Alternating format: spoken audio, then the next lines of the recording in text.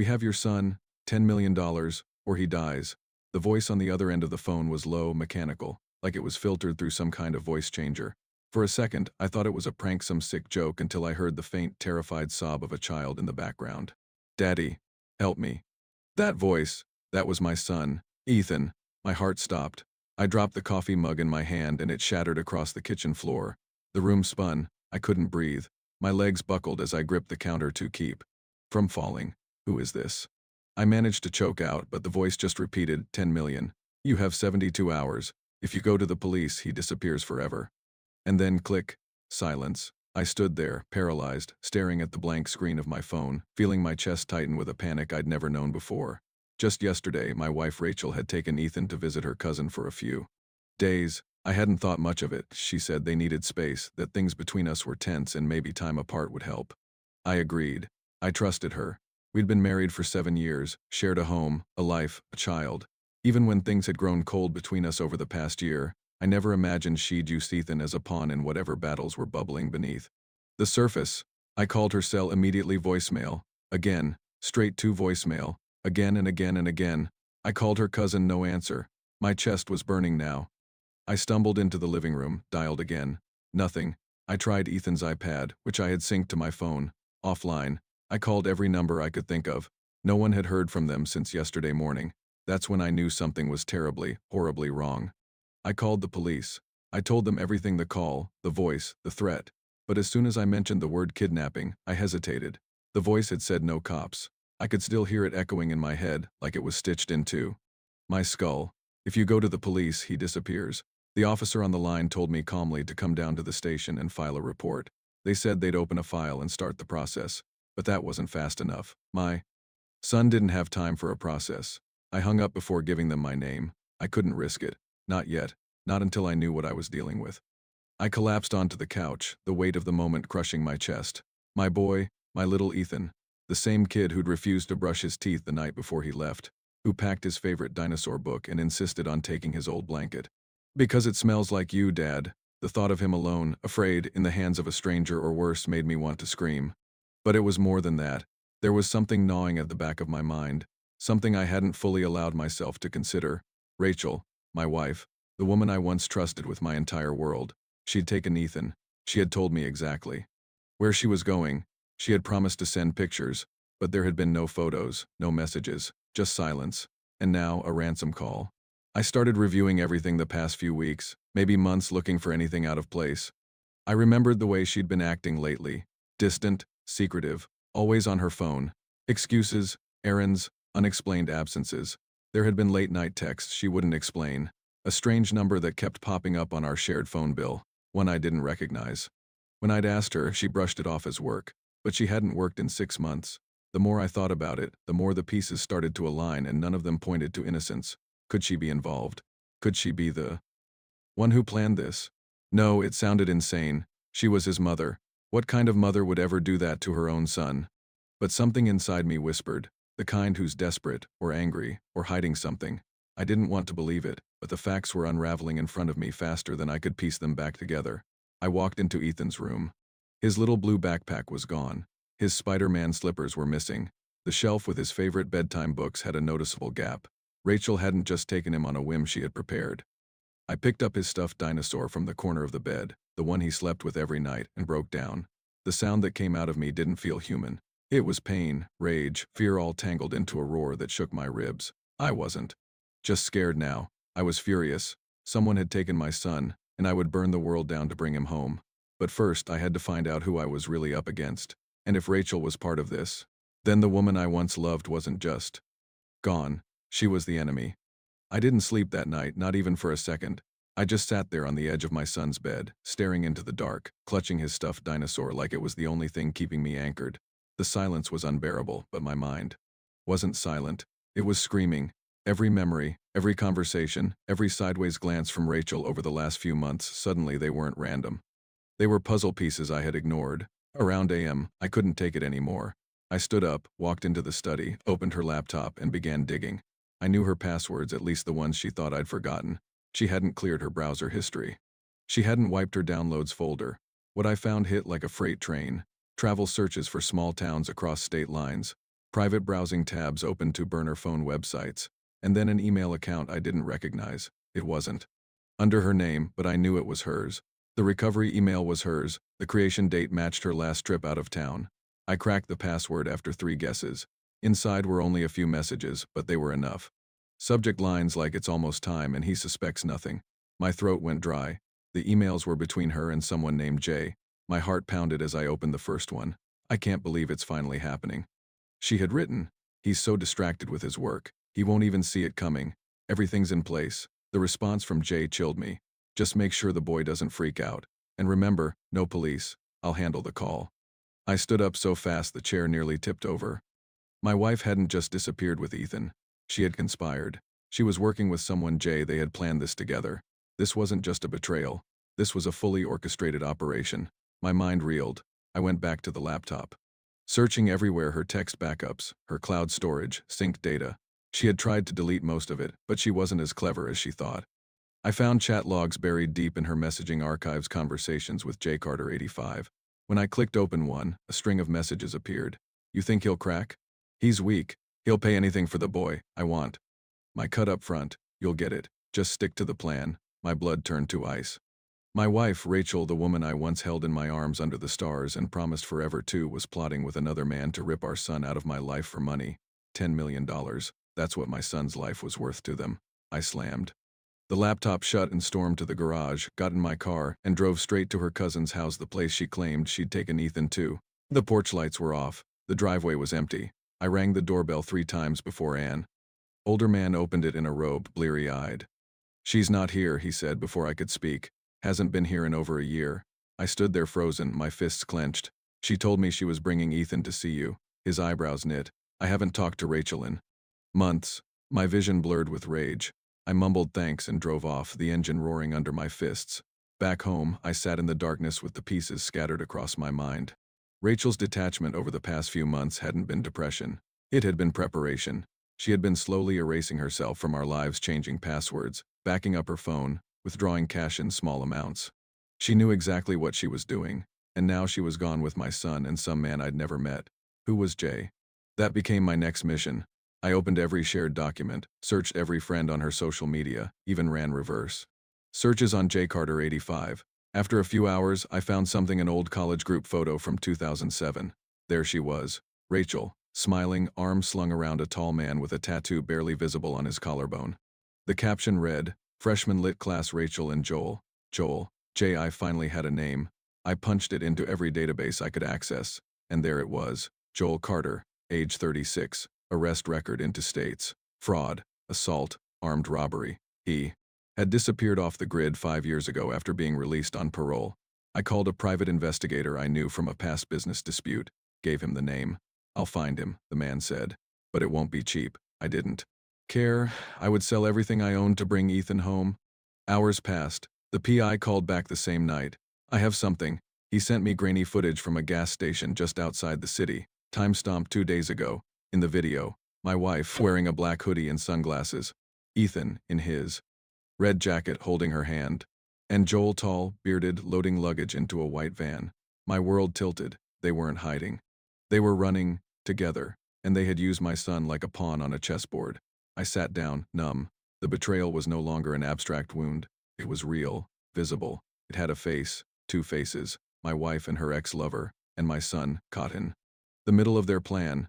But now I had names, I had footage, I had motive. They wanted $10 million. But I wanted something too, my son back, and justice for the woman who tore my world apart.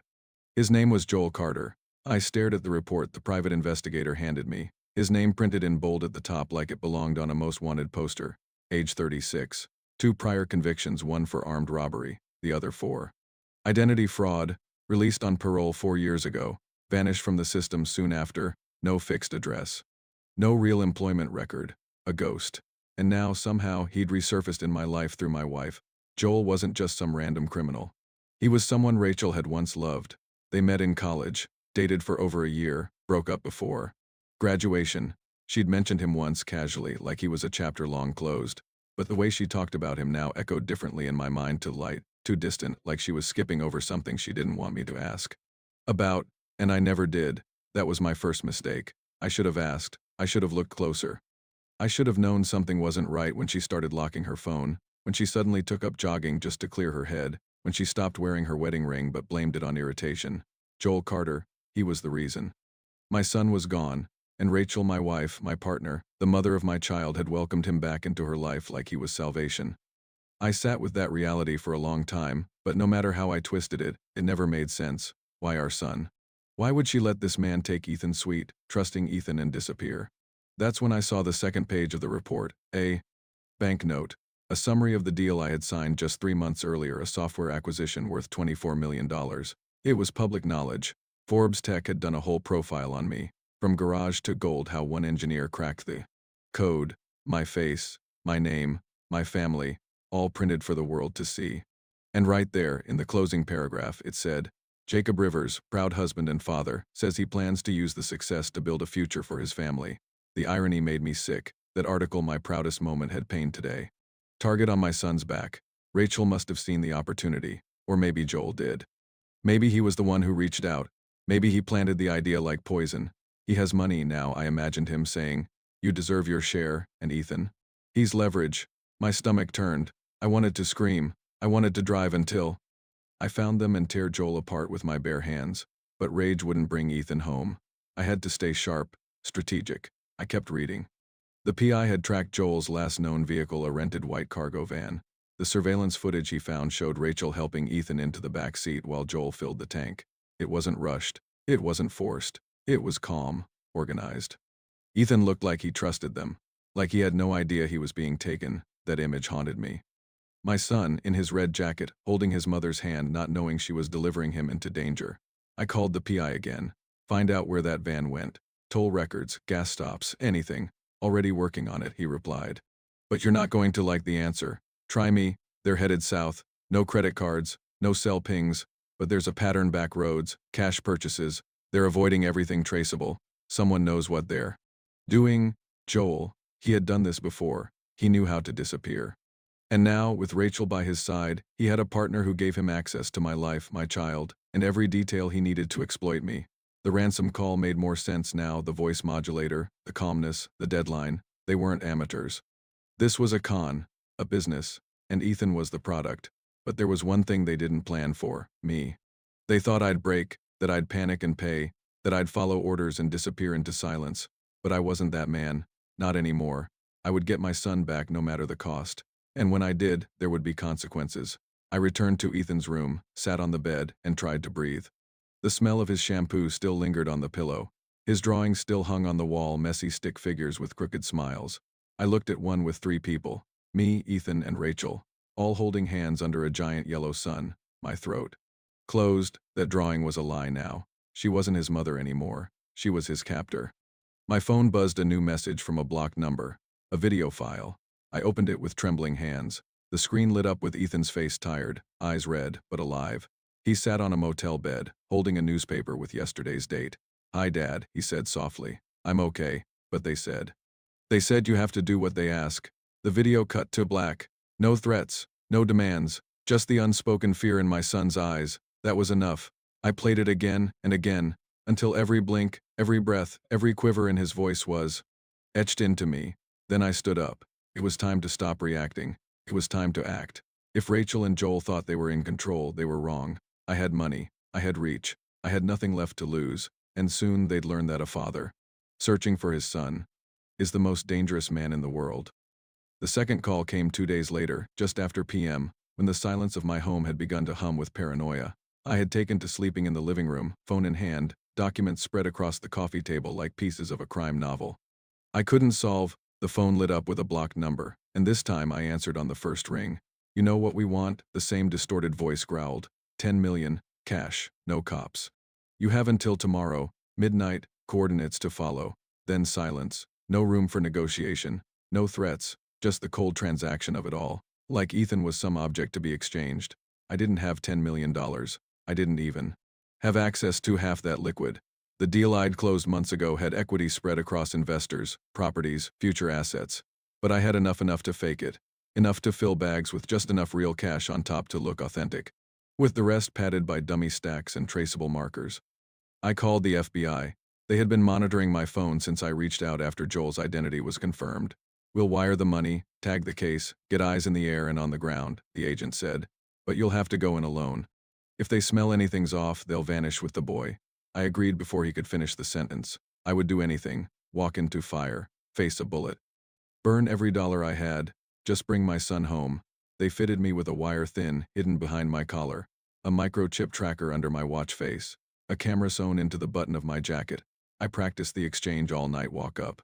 Drop the case, see the boy, back away. No sudden movements, no emotion, just control.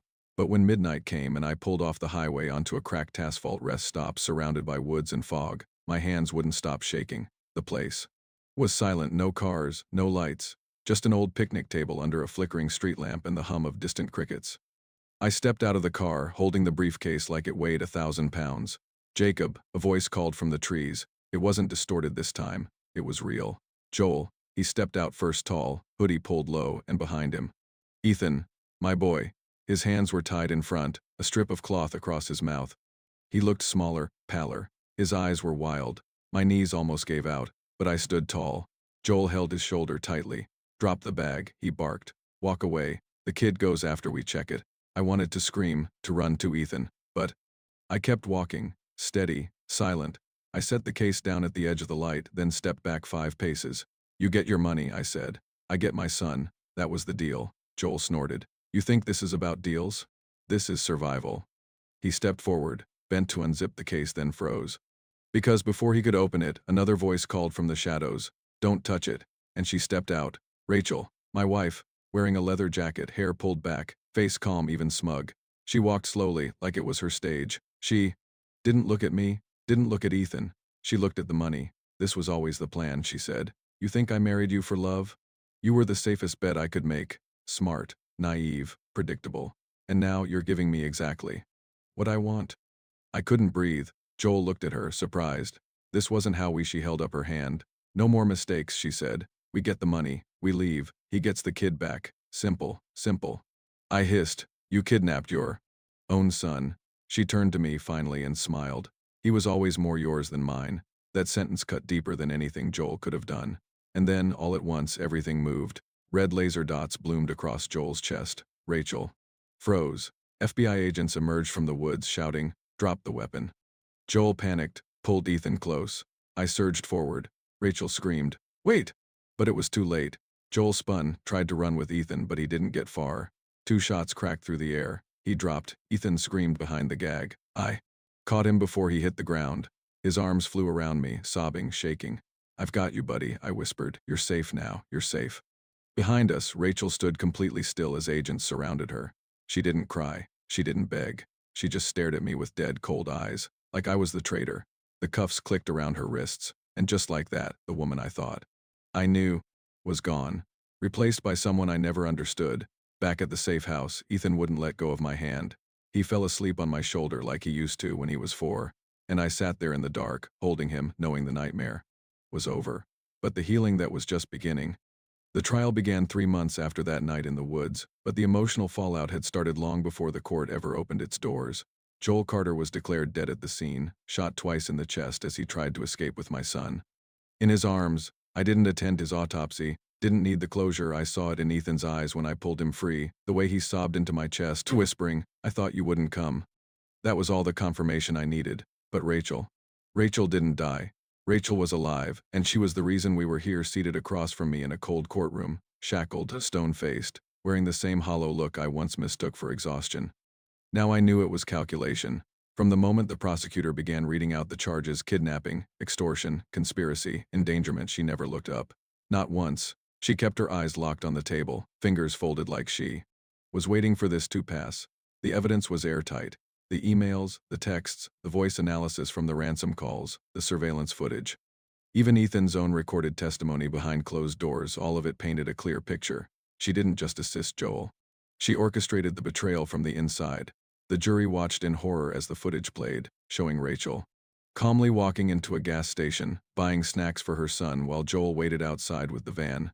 The most devastating moment, though, wasn't something caught on camera. It was the letter Ethan wrote, read aloud by the prosecutor.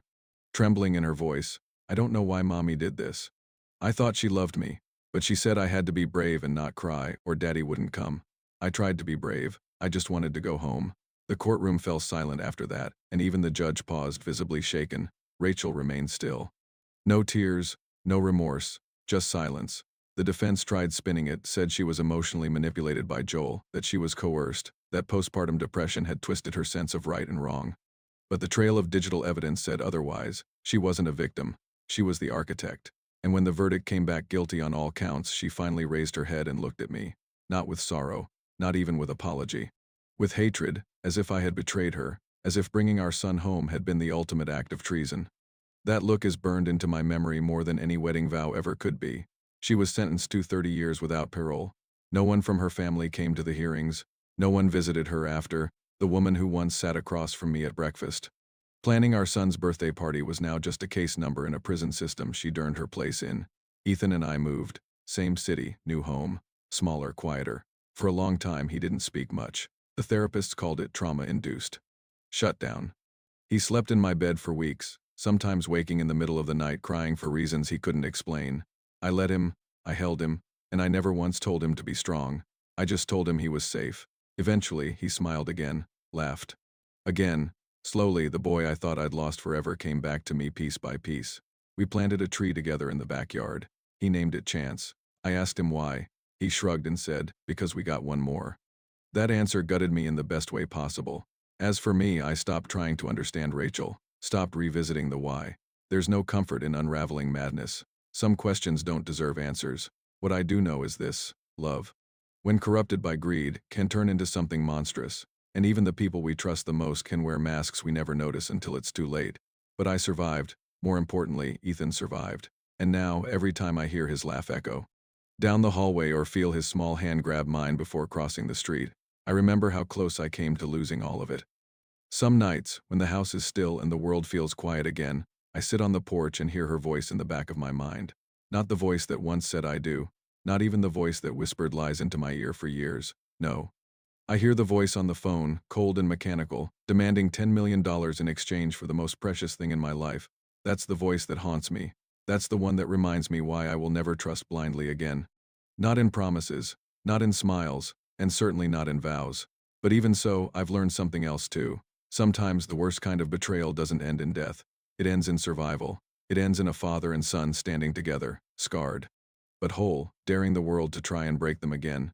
And this time, the world won't.